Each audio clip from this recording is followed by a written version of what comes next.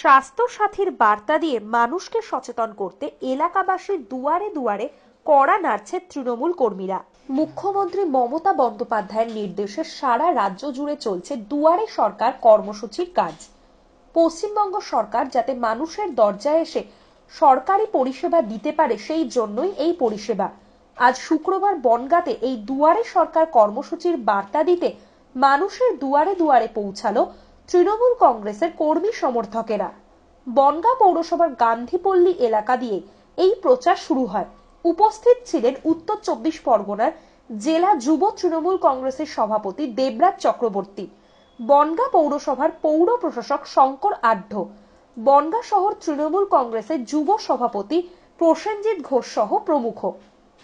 দেবরাজ চক্রবর্তী বলেন, মাননীয় মুখ্যমন্ত্রী রাজ্যবাসীর চিকিৎসার দায়ভার নিজের কাঁধে তুলে নিয়েছেন। সেই স্বাস্থ্য সাথীর বার্তা নিয়ে মানুষকে সচেতন করতে আজ আমরা মানুষের দরজায় এসেছি। আমরা সকলকে গিয়ে একটাই কথা বলছি যে পশ্চিমবঙ্গ এমন একটা রাজ্য যেখানে সরকার এবং সরকারের আধিকারিকরা, চেয়ারম্যান সহ পৌর প্রতিনিধিরা মানুষের বাড়িতে যাচ্ছে এবং মানুষকে বলছে যে একটা ঐতিহাসিক সিদ্ধান্ত আমাদের মাননীয় মুখ্যমন্ত্রী মমতা বন্দ্যোপাধ্যায় নিয়েছে। সেই ঐতিহাসিক সিদ্ধান্ত হলো আমার পশ্চিমবঙ্গের সকল মানুষের স্বাস্থ্যের দায়িত্ব তিনি তার নিজের কাঁধে তুলে নিয়েছেন।